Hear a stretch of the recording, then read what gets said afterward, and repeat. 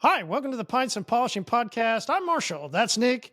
Hey, you want to interact with us? Go to HyperClean Specialist Group on Facebook. If you want to learn about our products, go to hypercleanstore.com. And if you want to learn how to do something with HyperClean, go to the YouTube channel, HyperClean Store on YouTube. Nick, this is one of the favorite episodes, growing more and more popularity. We got 20 questions on that Ask Me Anything. You ready? Yes, sir. All right, let's do it. I'm gonna hop into a nice beer in the morning because we're recording this a little early. I say, hey, let's do it. Let's go ahead and have me a nice little hazy little thing IPA. While we get into these questions, starting off, fun one from Ryan. Here we go. What are your thoughts on Christmas bonuses for employees? Asking for a friend. Ha ha. Look, we do Christmas bonuses, especially for our longest tenured people, VR, HyperClean. I think, look, we all have to be upfront. Christmas bonuses are really about, your production in a company. I know that when I worked for people, it was the same way. What is your role in that company? Bonuses are going to be different for everybody in that way. But I think there's no doubt that all the best companies are doing some form of Christmas bonus for everybody now, profit sharing, all those kinds of things.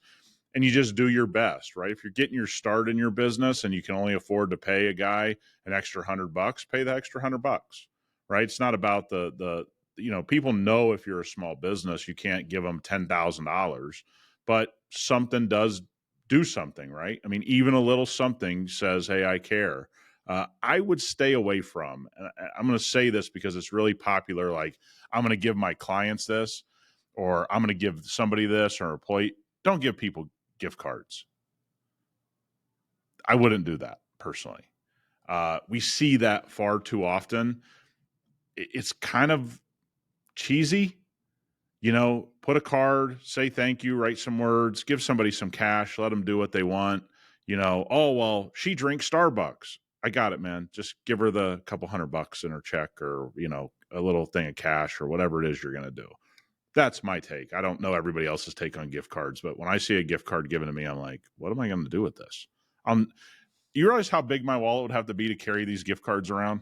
I can't have it, Marty. I got an organ, and I'm a money clip guy, not a wallet guy. I think I got a buy and sell coming up from Nick is what I just heard right there. So, dude, don't send me a gift card. Marty's like, hey, let me get you a gift card to this brewery. Ryan, if you get a box in the mail that says Fragile, well, we know where that came from. All right, so let's move on. Brian, what are your thoughts on pulling seats? Oh, man. We are seeing a resurgence in people pulling seats when they detail an interior of a car. And this is kind of going across the Facebook group world a lot now. And you're seeing people have a lot of trouble, and they're going in trying to troubleshoot putting the seats back in. There is a huge insurance liability, a huge insurance liability. If you are operating business properly and you're telling your insurance company that you're removing modern seats, my guess they would tell you you're not covered. I would guess that even large car washes can't get coverage for that. There's a reason for it. You have airbag systems. You have electronic systems that are being wired through things under the seat. So you're going to have two things happen. You have an insurance liability, and on the second fold, you have another thing. You can set an airbag off. You can fry an electrical system because you didn't plug it in right, or you didn't disconnect the battery, or whatever rule that car company has in their electronic system that you're not aware of because you don't build cars. This is unwarranted in any way, shape, or form to do this in the modern car. Look, you get a 1988 Ferrari and it's 4 bolts and a couple rails and you take it out, that's one thing. And you're probably getting paid for that restoration work. And the other thing is they don't really have a lot of torque specs usually when you go back to those old cars. You have torque specs now and all these things. You are not covered. That car gets in an accident, gets in a fender bender, that seat comes loose, that's on you, because if you don't think the insurance company is going to investigate, we had a fender bender in my family this week. they're already investigating on a 12-mile-an-hour fender bender, the other driver. The investigation units inside of insurance companies, they're going to find out you remove that seat because they're going to ask the customer, who's touched this car? And they're going to go back through their records and say, Johnny's Detailing touched my car. They're going to come talk to you. You're going to say, yeah, I removed the seat. Boom, it's on you. And your insurance is not going to cover it. I've just been fascinated over the years of why people have been doing it. Oh, to get under the seat better. Like, hold on. Like, my thing is, I've always been like, what tool does it take to remove a seat? Oh, it's just a wrench or something, right? Yeah. When did that become a detailing tool? I never, as a detailer, carried around sets of sockets or whatever to do something on a car. I'm not a mechanic. I clean things. Like, it's just unwarranted, right? Yeah. And you just get into this place where, we talk about this all the time. You fall down the wrong internet rabbit hole and you start to do things because you saw it on the internet. And all of a sudden you don't realize you could be looking at, and when insurance companies come after you, remember, their lawyers are in the office. They're not hiring a lawyer. They're there. They get paid to come after you. They don't have to call anybody. They walk to John's office down the street, down 2 doors down, and go, hey, we got a lawsuit here. And you're not talking about 50 grand. You're talking about 100, 200, $1 million. That's the world that they live in. And I'm going to guess most guys removing seats cannot absorb that kind of bill. You're not going to want Harvey from the suits coming after you. Yeah, you don't want Harvey going. You don't want Harvey. All right. So Manny wants to know, what's your opinion on color change PPF films? Now, cool. Let's just go there. That's definitely start. I mean, they're cool. Are the current films reliable? Great question. What do you think about color change PPF market? How does it look? And going into the future of 2024? Right. So you got two really dependable things. You have gloss PPF, which is just normal PPF, and then you have matte PPF. Those are very reliable. Those are the two mainstays. Stealth, people use all kinds of words, satin. When you start talking about color change and you start saying, I'm going to take this white card, I'm going to make it purple, or I'm going to make it green or whatever, I think there's a lot of promise in the color change world. Vinyl's a really cheap, really non-durable product, doesn't provide any protection to your car at all. It's great for color change. It's great. But if PPF gets to where it looks like it's going, this could be revolutionary. Now, the problem is, are you going to get a lot of vinyl wrappers that are going to come over and start using colored PPF? I don't know. Where I'm at on durability is I'm sort of up in the air. The companies that have kind of paved the way on this are not the highest quality companies. I've tested some of their products. I wouldn't even use their gloss PPF. I think it's going to get there. I think there's no doubt it's going to happen. The question is durability, and I don't think anybody knows just yet, because we have a lot of companies, especially a high-end company, that did a lot of really, really cosmetic PPF, and none of that lasts. And that's the highest-end company, or they position themselves as the highest-end company, and that stuff wears away. That stuff has all kinds of failures. That stuff has problems. I think we just kind of need to see this play out, but I think it's going in the direction that it's going to be very valuable at some point. Cool. All right. Shuki has a great question that I'm curious too what you think on, and it's techniques for following up with customers. Now, we don't know if this is after you've listed a sales call to them, you tried to upgrade, or if this is just a regular type of customer that uses your service, weekly or bi-weekly. Now, here's why I wanted to say it out that way, is because we use a pest control service, and their follow-up with me via text. Oh, yeah. And wanting me to do these 5-star reviews, and then I leave the review and they text me back saying, hey, we really need you to leave this review. And I go, hey, I left the review. What's wrong with your follow-up system? Like, this does become a pretty big issue. What is the way that you handle either it's sales calls or regular customers? How do you follow up with them and stay in contact? I think we're kind of going backwards, where email is becoming the more accepted way to, put yourself in contact with a customer. They can read it on their time. The phone's pretty invasive with text message.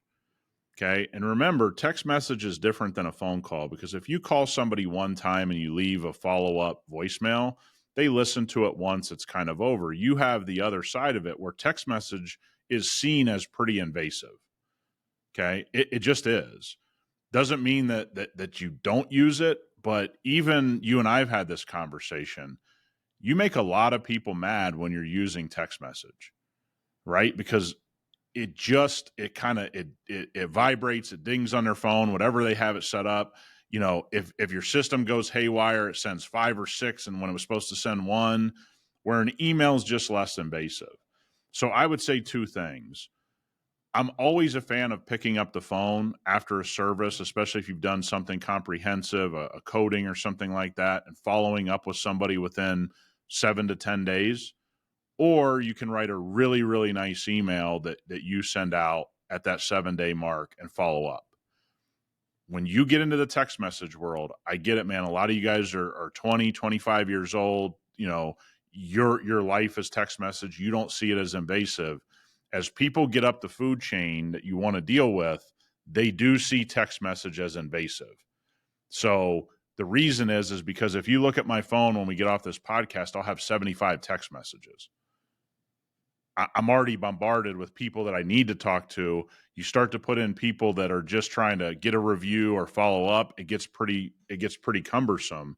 And so people just have to understand, I don't want to be anti-text message. I just think there's a more professional way through email and a really, really well thought out phone call to follow up. And those things are just seen as less invasive. Well, good answer. Wesley, what is your guys' SOP for maintenance client vehicles? Always interested to see other people's order of operations. Well, look, I can't walk through everything, but I'll tell people exactly what happens. It's a It thorough. goes very fast. Let me just say, from seeing Nick here, look, he is fast. It's very fast and efficient. Yeah. So all barrels, all faces, all tires are a standard operating procedure, hit every time. Wheel wells are hit every time, right? You saw my wheel cleaning when I was there. It's thorough, and that's the way our maintenance is. When it comes to the paint, collection work is different. That's a rinseless and waterless. It's pretty self-explanatory. Those cars are mainly just keeping them fresh because they kind of sit undercover. Daily drivers, we're going to do a rinse. Most of the time we're going to do foam wash. If it's a dirty vehicle, we're going to use cleanse.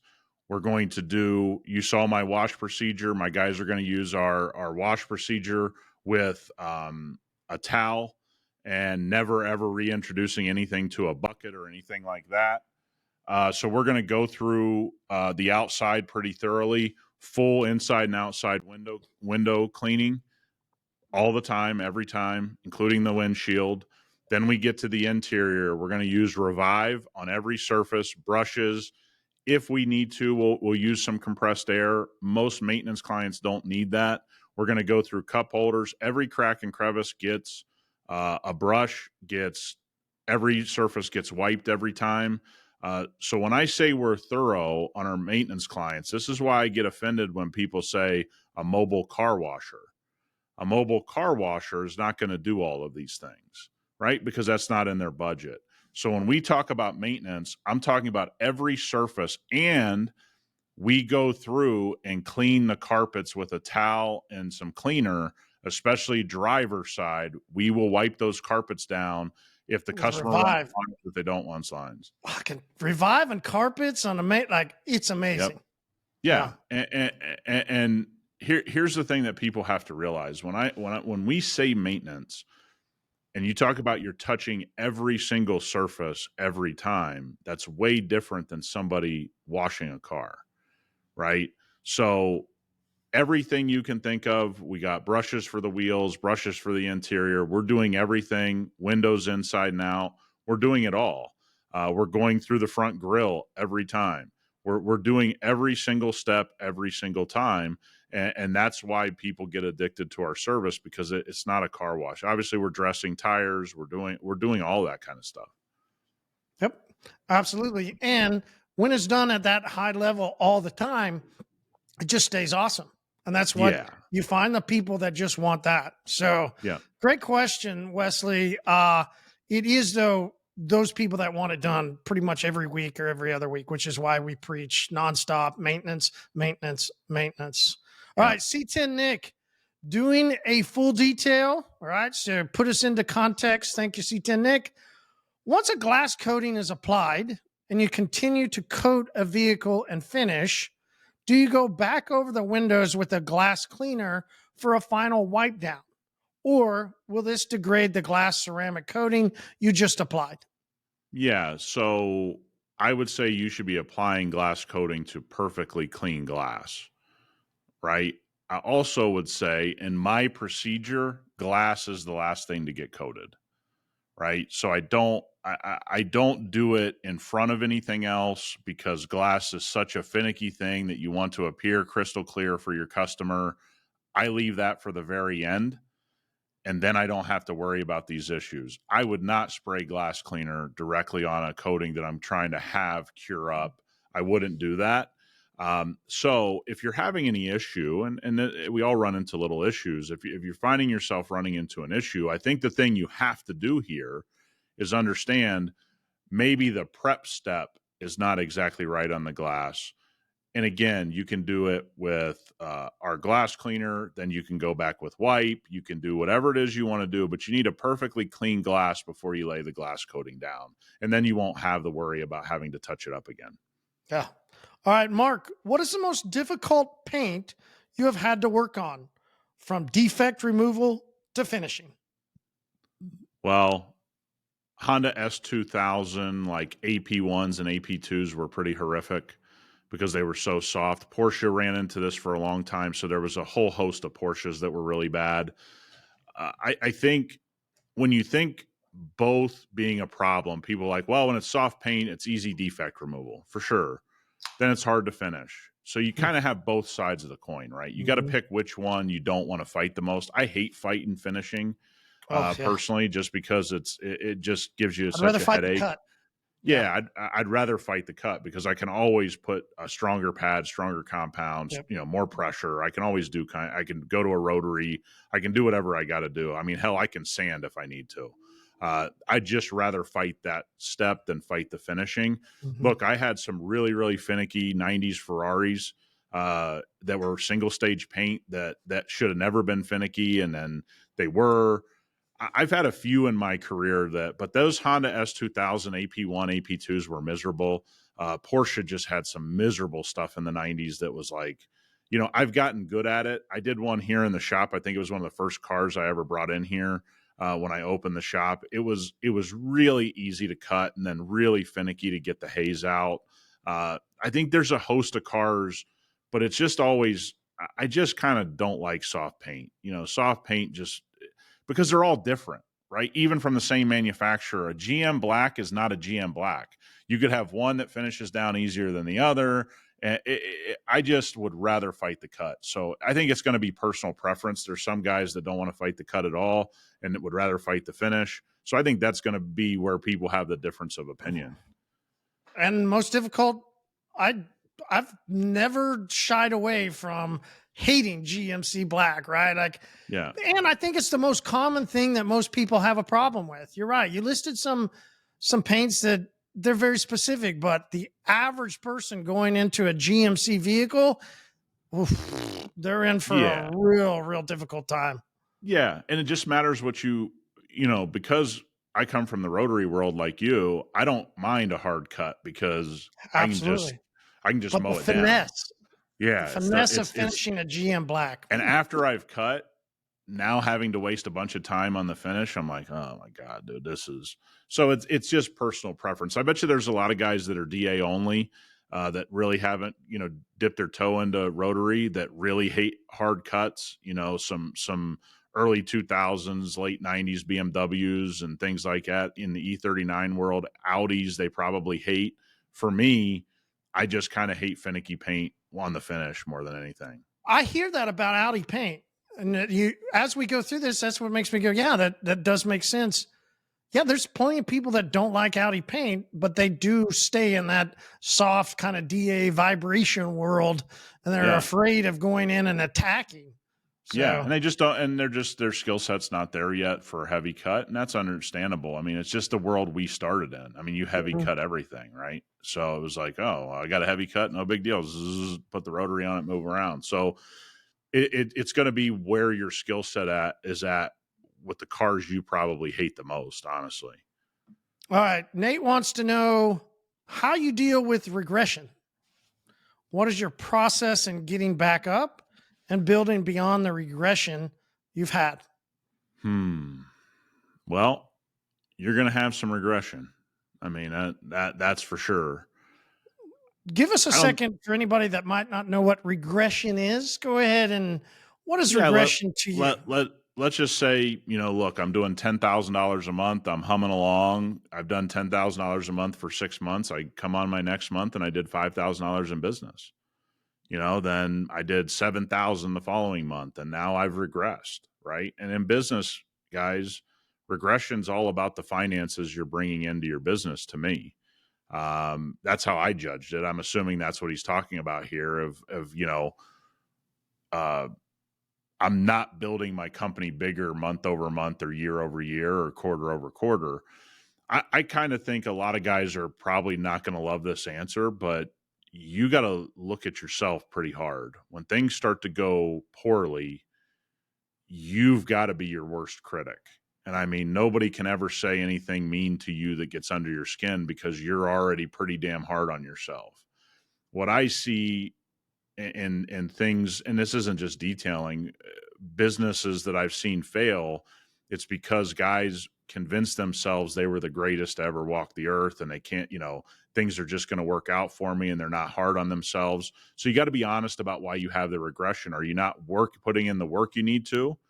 Maybe you've kind of coasted. We see this a lot around the holidays. This is the time of year where guys all of a sudden look up and they've wasted 2 weeks in November, another 2 weeks at the end of December. They've basically lost a month worth of work, and their business wasn't on sound footing to begin with, right? So should you be taking Black Friday off because everyone's taking Black Friday off, or should you have been working? So first and foremost, are you really putting in the work? Right. The other thing is, if you are convinced you're putting in the work and you're regressing, now you got to analyze, did you put in the right work? Did you do the right things? This is why I'm not a fan of saying work hard. You can work really hard and go nowhere, right? You can work hard and go nowhere. But if you work hard and put the work in and it's intelligently being focused on the right things, you're going to have success. To get out of a regression, most guys don't do this. Go knock on some doors, man. Introduce yourself to some people. Ask yourself, in a 10-mile radius, does everybody with money know what you're doing? If the answer is no, walk in an office, introduce yourself. You can put yourself a nice little flyer together. You can put yourself a nice business card together. You can go in and introduce yourself. This is where I would start. Insurance agents, body shops, small dealerships, anything. When you've regressed, everything's on the table, man. You got to go get out of this headache of, I don't want to go do that. No, you're going to go do that. Go knock on a door, introduce yourself, go to a business park where people are driving nice cars and go talk to them. Guys are sitting in their office bored. You'd be surprised how many people, if you're dressed nice and you come in and you got a smile on your face, will give you the time of day. We'll say, hey, I have been thinking of having my Mercedes worked on. It's great you stopped by. Go to your local country club, introduce yourself to the general manager.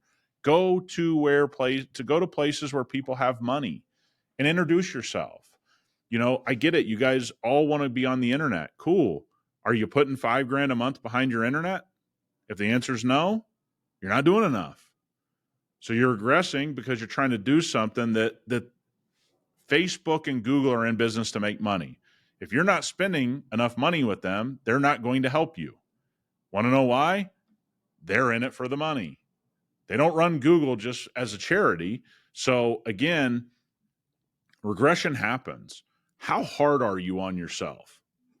Right? That's what it is. And to your point, how hard are you? And then will you make the changes that are needed? Because you just listed out what they should change and go into. But if you're seeing regression, it really becomes, do you make the change? Do you cut the ties of where you've been doing, and you make these split decisions? We're having to make some quick decisions on some things. Not that we're regressing. It just sometimes you have to make quick decisions. And if you're regressing, right, your decisions have to be quicker. Quick. You better make them quick. And by the way, you're not hard on yourself because you want to hate yourself. You're harder on yourself because you want to get to the next level. Yeah. Right. Tom Brady, Michael Jordan, the 10% of business owners that make money, many of you don't understand how hard they are on themselves. That's the problem, is like when I wake up in the morning, I don't think anything's going well. I don't think VR is where it should be. I don't think HyperClean's where it should be. I wake up every morning thinking we're 5 to 10% of what we should be in any company that I'm a part of.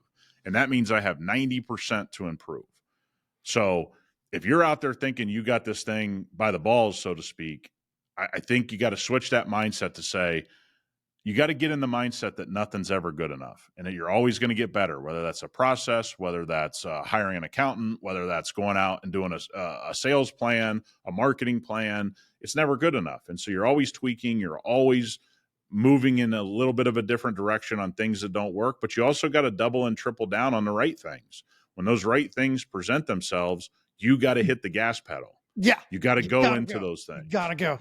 Yeah. So I hope that helps.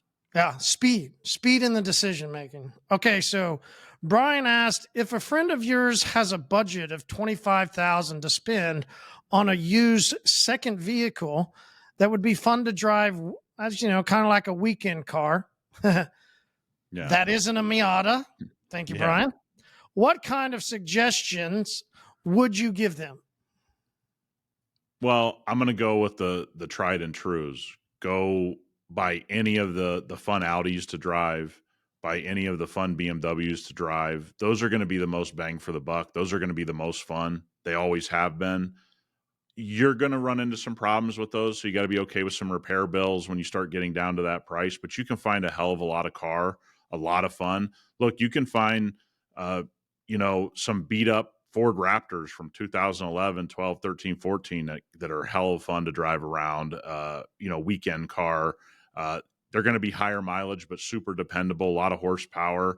You can go a lot of different directions. You can also look for, I don't know if the newer Toyota Supra has enough miles on it yet. That would be a GR86 would be fun from Toyota. You could do a lot of things. You could go find, a Corolla GR that has miles on it if you're lucky enough. I don't know where those are price wise right now, but that would probably, if you found one with some mileage on it, would be down in that area. I think you can do a lot of things, but I would always point to people, you're not going to have fit, finish, and fun like that Audi BMW world at that price point, right? Again, it's going to come with some, hopefully you like to wrench a little bit, fix some minor issues, fix an oil leak or two here, here and there. That's going to be the most fun in my experience at that price point. All right, here's a great one from Kathleen. Very specific about ceramic coatings and door jambs. So if you got a car that somebody has paid you to do ceramic coating on, what do you do with the door jambs, the trunk, the tailgate, and all that stuff? I love this question because you don't really think about it until you start doing it and you go, hey, that's also paint. And if you don't coat the jambs, you could visually see a massive difference. I love wiping them down after I'm done with my applicator. What about you? What do you do on jambs and stuff if you're coating a vehicle? Yeah, we do all that stuff above our entry level Uno, right? So entry level Uno jobs, they're not really paying for that level of service, right? But if I'm doing a one step in a coating application of Dose, Tray, Sparta, doesn't matter, I'm going to do every painted surface, right? And it is one of those things that make sure you're charging for it, make sure that's in your time budget and everything you're doing. A lot of people are undershooting some of those one step and coating prices by my view, because they're not thinking of the intricate areas that you got to get in and lay some coating down. Because look, as you know, those intricate areas are going to add some time. That could add another, 20 minutes to a coating job, 30 minutes to a coating job. So if it's not in your price, you probably can't do it. if it's in your price, you should have no problem doing it. And I would say if I was doing a one-step in a coating application of a multi-year coating, I would be doing all of those areas. One of the most difficult things that we've really been talking about, seeing, is people that are able to stay open in the Northeast, the North in general. You got snow all over the ground, but they're still open. Love this question from a guy that has pushed through and continues to push through winters. He's up in the Northeast. Josh is curious, for those that operate year-round in states that see snow. So already, like we said, great job. Yeah. Many people close. So love to see the people that continue to thrive. Up there, you got road salt. You got de-icer chemicals infused with the road salt. Pine sap, bugs the size of Volkswagen. Interesting. I didn't know bugs live through snow, but Yeah. awesome to see that, Yeah. so cool. How does Sparta hold up? Great question. I think from Uno on up in our lineup, we pride ourselves on it holds up to everything. Is there a limit? Yeah. Severe neglect is going to start degrading any coating. I think the one thing that everybody, and this happens in snow regions with coating, they're so concerned about road salt. One thing people need to realize is road salt's pH neutral. It's when it becomes wet that it starts to become corrosive. Okay, so obviously if there's snow on the ground, it's going to become wet. Now that starts to change some of the makeup, and it starts to make it a little bit, more on the alkaline side. But our coating is good on the pH scale 13.5. That's the top of the pH scale, right? So you don't need to sweat our coatings being broken down by road salt unless somebody's leaving the road salt on for 3, 6, 9 months at a time and allowing it to become even more and more corrosive to the coating. And even in some of our testings in a harsh area of Denver, we've seen some people neglect vehicles with tray on them, and in 3.5 years, tray's still on there doing really well after a thorough wash. I don't want to encourage people to do that. But I think guys that are in road salt areas need to relax a little bit and understand road salt is a negative, just like any contaminant is negative. But this is when I would tell people, I need to see a monthly to rinse this off. At the very least, we need to get it cleaned up. We need to do those types of things. I don't care if you have some extra additive or a different type of salt. No road salt is going to be 14 on the pH scale. That's not going to happen. So you have chemical resistance all the way up to that point with our coating lineup. Calm down. Stop worrying. But this is the time to have common sense approach to not only bring money into your business, but not freak your customers out that their coating is going to get degraded in 2 weeks.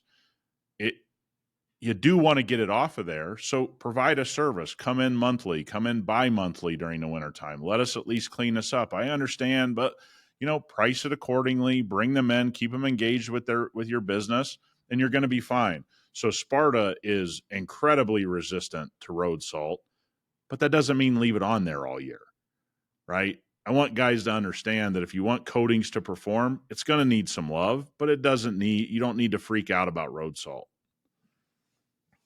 So people can look at the question. We're not going to dive into all the stuff that he asked, because there's still people that want to know, how do our coatings compare against others, right? And what does it look like inside of that world of ceramic coatings? It's very interesting the way people want to, pair some against others. Mostly people just, I think, ultimately want to know, will my customers be cared for? Will what I'm selling them work? And I think this is where you and I always want to say, but you're the answer. Like, you're supposed to be the guy that takes care of your customers.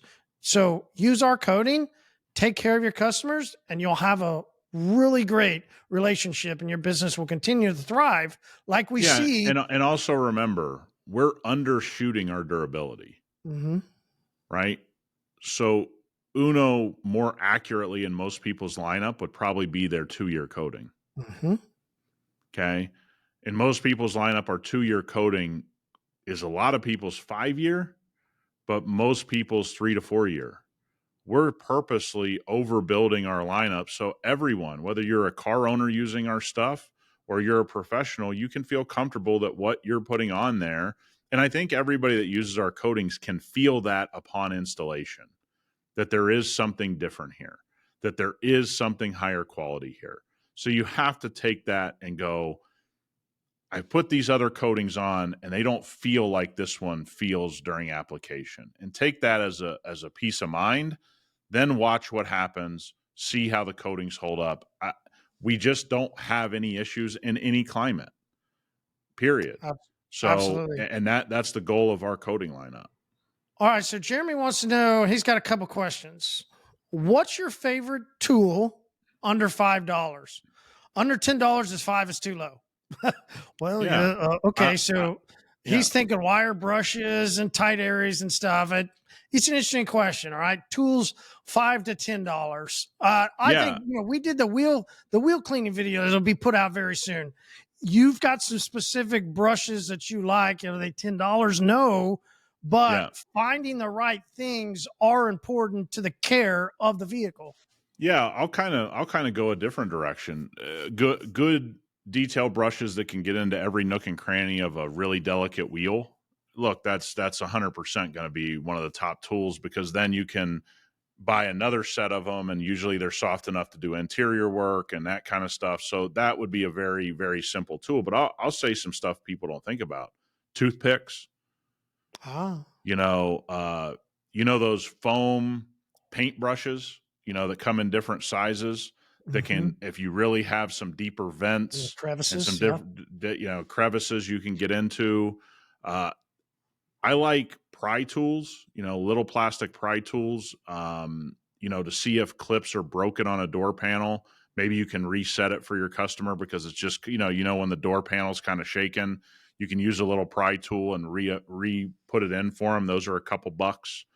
You can do a lot of things that take you to the next level, but I don't see enough guys that understand, you have a manual gear shift, and they have the little edge around the outside. You take a toothpick in there and you start to dig around the emblem and the gear shift head, so to speak.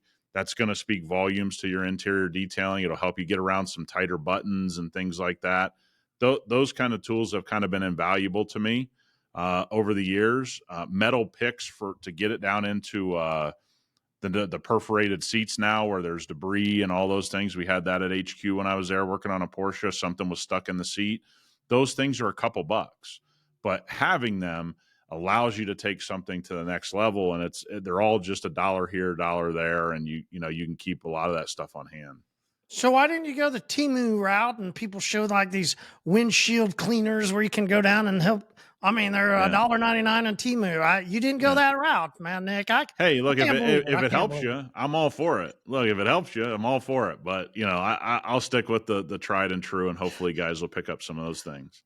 All right. So Jeremy also asked, for products that HyperClean hasn't released yet, which companies would you recommend for those products? Interesting question.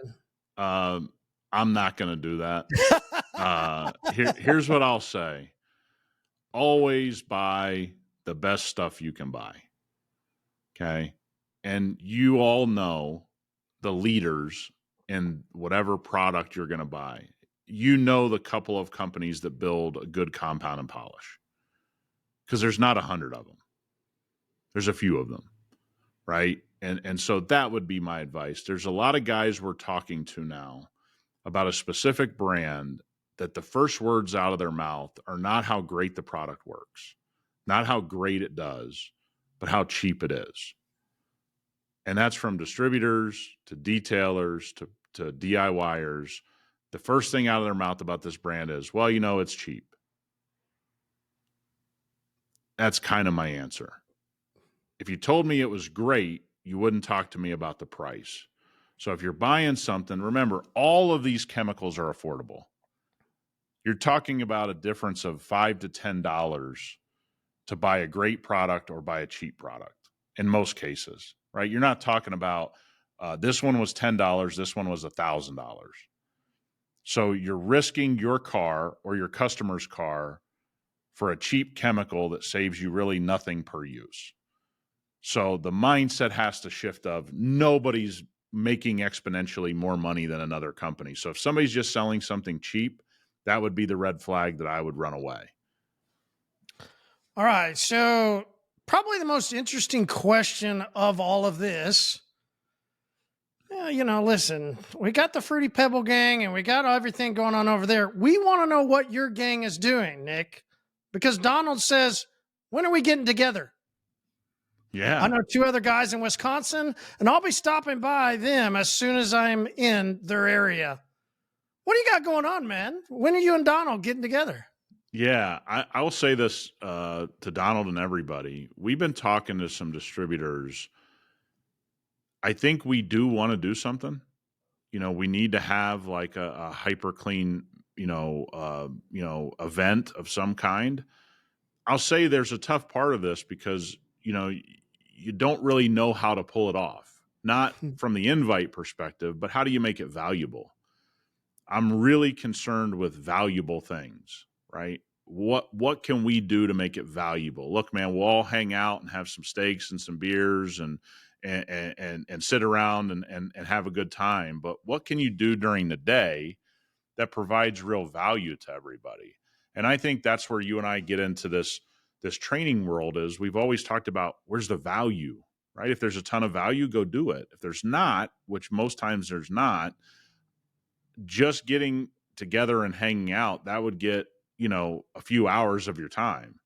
What can you do for the other 10 hours that provides real value to everybody that comes and gets together? And so look, that's something, maybe as we get into a newer facility or we do things our way and build out something our way, that we have it at our HQ.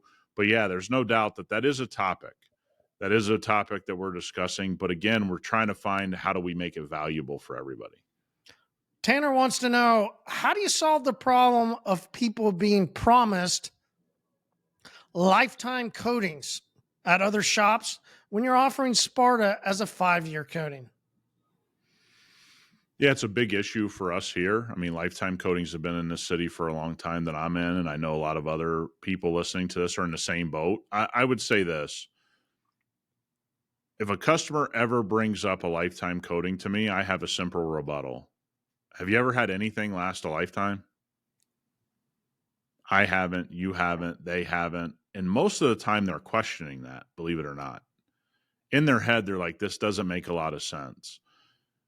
I think a lot of times, many of us get really, really caught up in this, whoever is saying this outlandish thing and what their effect on my business is going to be, right? This company over here sets their cars on fire and we don't do that. And, they're getting all the attention. Well, attention doesn't mean sales, no matter what anybody thinks. Most customers are not going to buy into a lifetime coating. If they do buy into a lifetime coating, I'm going to save you the trouble. You didn't really want to deal with them anyway, right? You're not losing business to that. You think you are, but you really aren't. If they do call you and talk to you about it, you need to be very, very transparent and say, I'm a professional in this, and I don't believe in lifetime coatings. I would never put my name behind that. I would never, because clear coat's not a lifetime product, and that's what manufacturers put on your car. It's not lifetime. It doesn't have a lifetime warranty. So what you're telling me is PPG and DuPont are not building a lifetime paint system, but magically Jim Bob's Detail Supply is giving you a lifetime coating that PPG and DuPont just don't want to put on the car?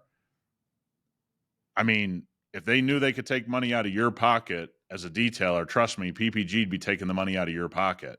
They would have solved that already. Nothing's lifetime. And so I think this is where transparency is really important.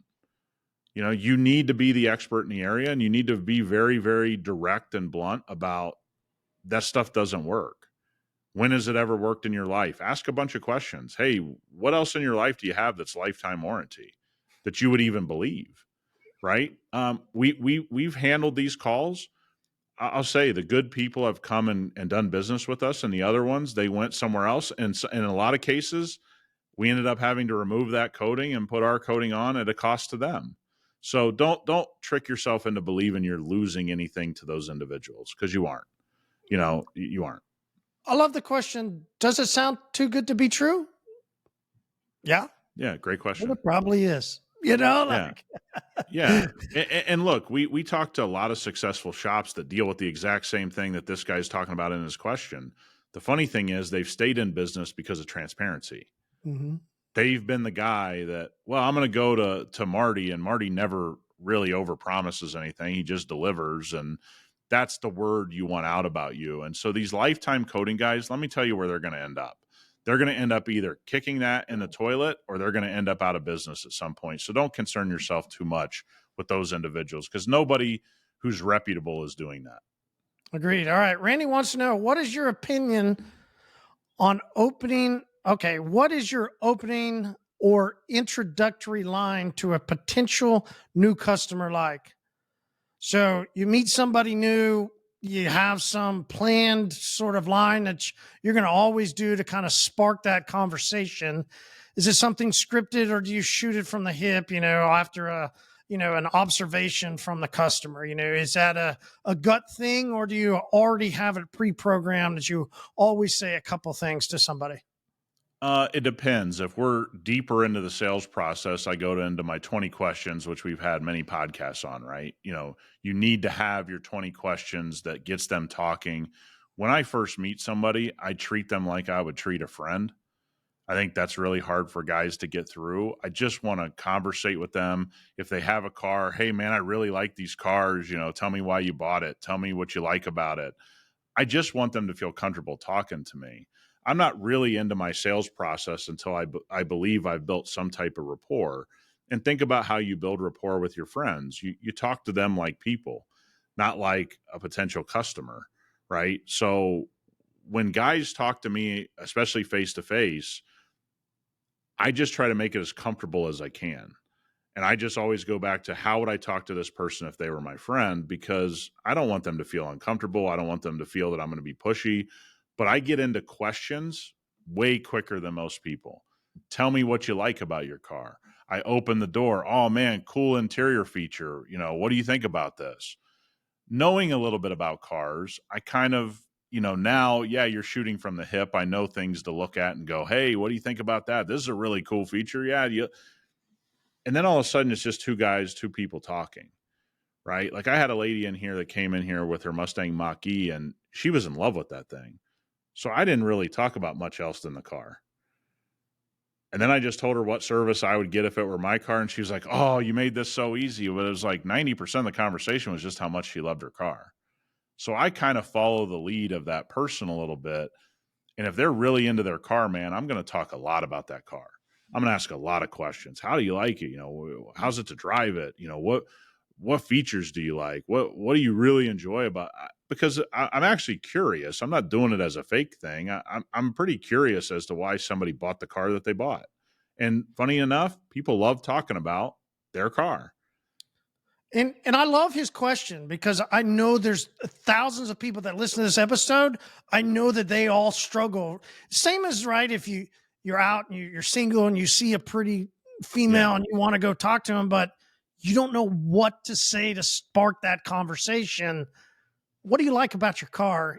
Is that question. I love that, because we've all seen, whether it's at a gas station or parking lot or somewhere, that we see a cool car, we see that person, but there's something inside of us that go, oh, I don't know what to say. You know what you can also say? Hey man, I think you have a cool car. Hey man, this car is really badass. That's a really cool man. car. I was just over here checking it out. How you liking it? Oh yeah, sometimes you'll get somebody to say, dude, I wish I never bought this thing. Like you'll have why? Yeah. It's like, dude, you got to be generally interested in cars to make this work long term, right? Like you got to find something that you like. And it's not really hard for me to talk to people about cars, because look, I have some people in town. The first thing they're talking to me about is cars. Like they're not even car people, but they're talking about, we're going to get this car and that car. And I'm generally interested in it. Like, hey, why are you guys picking that one? But I don't know. I think you got to have a general interest in why somebody has chosen that car, And then you have to start digging in and just having a good time like it was your buddy you were shooting the shit with about their car. And then look, you need to get into your 20 questions when you think this customer needs to be brought along.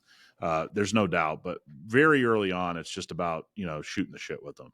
All right, here's a very practical question for this holiday season.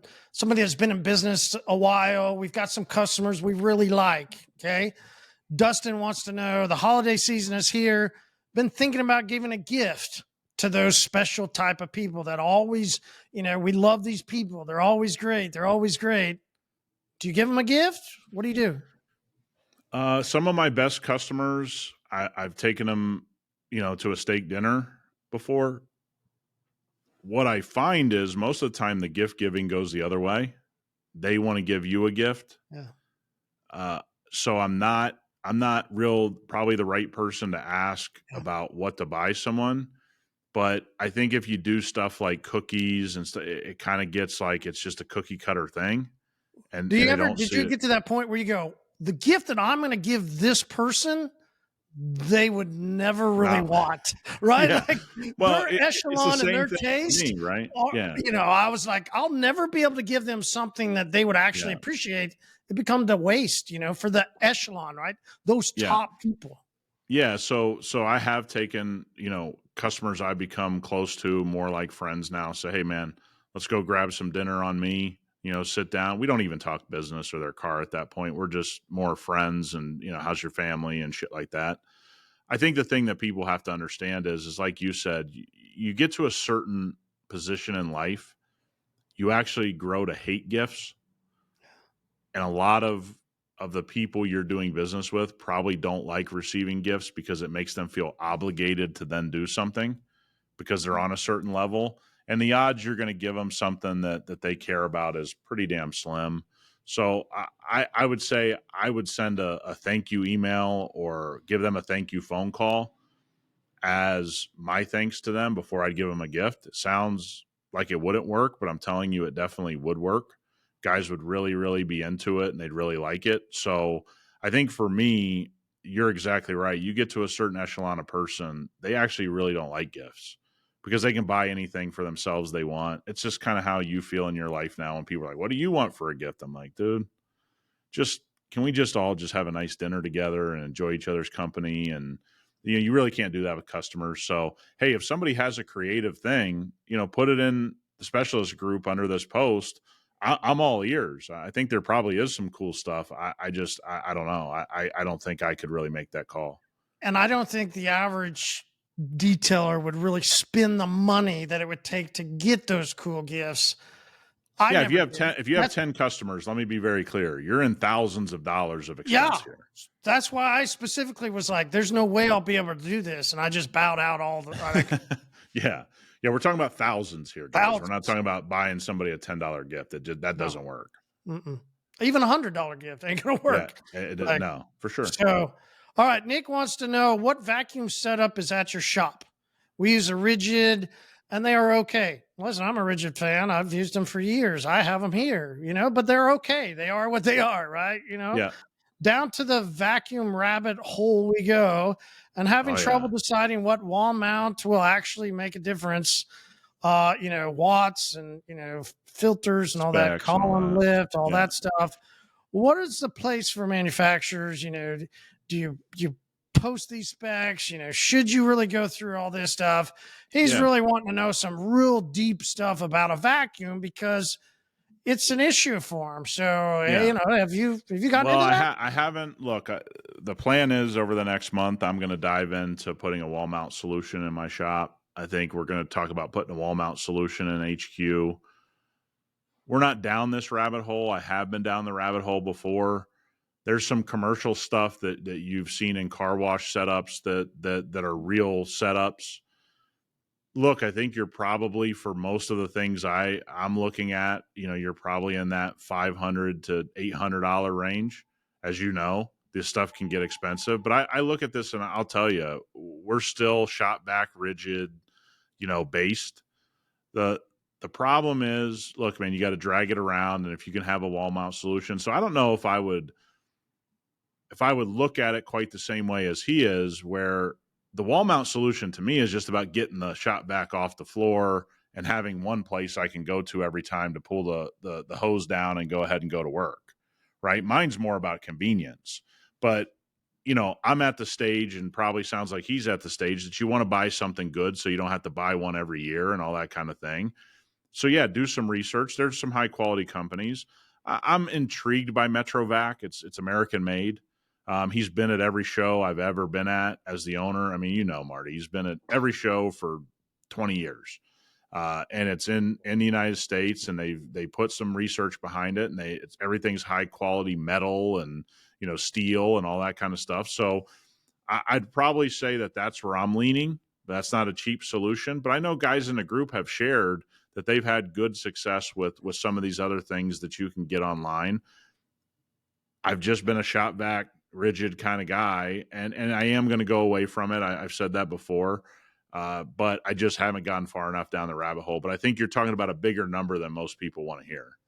And let's think of for a second, it's a bigger question that people don't realize what they're asking. Same as they ask about ceramic coatings or different things.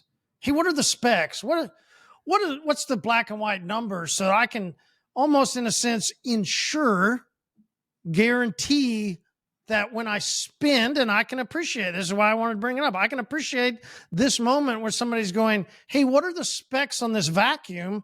Because I'm about to spend $1,000 or $2,000, whatever it is. How do I make sure that these specs, these black and white numbers, these things written on a paper, these things actually will translate to this vacuuming working on a regular basis, overtime in the shop, doing everything that I need? And you go, that ain't going to happen. Yeah. No, what nobody's monitoring that, right? So these people are putting specs that they want to put on their own sheet, the tests that they've done. Nobody's monitoring that. And that's the frustration I think he probably has, is like, how am I supposed to believe? Look, man, you got to look who's been in business. You got to look whose build quality is of a certain level. I would look at build quality, because usually people that are building things on a very high level, meaning they're using steel and they're using these types of materials, they are going the extra mile, because that's a more expensive way to build it. They could absolutely change that over to plastic, cut their price in half, do all these other things. If they're choosing not to do that, there's got to be a reason. Businesses that have been in business 20 plus years, they're not idiots. So they're doing something out of quality. And so that's why, look, I am thinking about the Metrovac system, because I like that it's been around, it's family owned, it's American made. They build everything out of steel. I mean, that's something to me. May not be something to other guys, that's fine, but that's kind of how I look at it. And that doesn't mean that's what I'm going to go with, but that would be high on my list today. And to tell you the truth, I probably wouldn't dig that far into specs, because I don't really know that everything's on the up and up. We see this in the pressure washer world. Oh, you get 2.5 gallons a minute. Then you use it, and it's like, dude, this is like a gallon a minute, and it's hardly any power. But they put a sticker right on the pressure washer. It's 2.5 gallons a minute. So it kind of tells you that the spec world is pretty gray. No, absolutely. Okay, next to last question. Randy wants to know, addition by subtraction. Have you ever got to the point where the staff grew faster than there was time to adequately train them, and end up having them slow down the experienced employees to the point you felt that it wasn't beneficial? Maybe I should just actually go ahead and downsize, dump these people because they didn't catch on. And here I am back to doing it all by myself. I love this question, because there's thousands of people that deal with this. Oh, I got to bring somebody in to grow, but I don't adequately do my job as a manager. I have to let them go because business doesn't make it. And geez, here I'm back to square one. Yeah, you got to look at your training protocol first and foremost. You're always going to want to tweak that. You're always going to have failures in your training protocol. You're also going to have people that don't work out. So you're going to have both. I didn't have a choice. We were growing so fast. I had to bring people on, and I had to learn the hard way of the things I was doing wrong. Take the blame on yourself and fix the problem. You're going to hire some bad people. You're not going to hire majority bad people. So if you're always losing people, you have to start analyzing, okay, am I bringing them into my company and training them properly? Or am I throwing them into the deep end of the pool? Because you know what? People don't love being thrown into the deep end of the pool if they can't swim. It's not an enjoyable experience if you've ever watched it. I mean, they freak out, right? And they mentally freak out when it's in a workplace, right? They're not going to freak out like somebody in the pool, but they're going to freak out mentally like that person in the pool. So it's your job to make them feel comfortable. We do a very good job today training people, but we're not perfect. We got to get it better and better and better and better and better. But there comes a point in time where you have to understand to grow, you're going to need bodies. You're going to need people. And so it wasn't a choice for me to say, I'm not going to do this. That wasn't a choice. And I never wavered on that. You know, I have frustrating times, don't get me wrong, but I just battle through those and say, if I want to bring people into my atmosphere, I need to do the things right to put them in a position to succeed. Some are going to swim, some are going to sink. You move on from the ones sinking as fast as you can. You bring in new people and you just keep going forward. It's never going to be perfect, man. And everybody that's hiring thinks there's some kind of equilibrium where you're going to bat 100% and your company's going to get to a certain level. That doesn't happen. You just got to battle through the headache and just realize it's a part of doing business. All right, final question. I get to reserve the right for the final one. So Nick never knows this question, and I love that about it. He gets to read the other ones, but this one comes out of nowhere. Will it be the Monty Python? How many, type of question? I think one day I'll ask you some random weird thing of, sparrows flying. But today it's a question that it's much more, people will get an insight into our psyche of what we're thinking inside of something that goes on every day to people that go and start to put out information. When we begin to put out information, specifically on YouTube, then you get people that go, you're wrong, I'm right, and I'm going to prove to you why I'm right and you're wrong. Yep. Nick, as we begin this world and going into YouTube and having these guys, how are you going to handle the fights on YouTube? #banger. How you going to do it, man? This is where it's going to be a lot of fun as people begin to see people that question HyperClean and HyperClean you and I. How are we going to respond? What's that going to look like? Well, I think my mindset in 3 years has changed. You got a right to an opinion. We'll answer the question or the statement as politely as we can, and we're going to move on. We have had this for a while, right? And different platforms and different interaction. Look, man, the world's filled with people that would rather be right than rich. I'm not going to argue with those guys that want to be convinced they're right. We had somebody say they were certified by like 27 companies on a comment. I don't have to go back and forth with him. I know where he's coming from. And hey, man, thank you for the feedback. We hope you have a great day. If somebody really wants to learn about our product, I think that engagement's totally different. We've shown that for years now. We're more than willing to talk about our product. We're more than willing to do the things we need to do to help you understand what we're doing. It is tough. I'll say to guys out there, a lot of people think, we want to have a podcast or we want to do content. The negativity is part of it. People are going to have their opinion of you without really knowing you, with doing 2 minutes of homework and make a bunch of statements that are so far from the truth that it kind of makes you angry until you see it a couple times. And you're like, yeah, it doesn't make me angry anymore. Like, and that's kind of happened, with this YouTube comment you're referring to. Like, I'm not worked up over it. You're not worked up over it. The guy stated his opinion. More than welcome. It's a public platform. State your opinion. Thanks for the feedback. You got to kind of move on. And that's a lesson to me that I would not have taken 5, 6, 7 years ago very well. Right now, I just go, hey, man, we're concentrated on doing what we're doing. If it doesn't fit with you, all good, man. I hope you're enjoying whatever it is you're doing and you're having success. No harm, no foul. Right. But the world of opinions is getting stranger and stranger, and you just kind of have to let it roll off your back. Great episode. Thanks everybody that put in the questions to the HyperClean Specialist Group. When we do these episodes, that's where you'll be able to ask your questions. So that is why we always say, hey, go join the HyperClean Specialist Group. It's the best place that you can, as a listener, interact with Nick, with myself, and with everybody else in the HyperClean community. Yeah. Thanks, guys.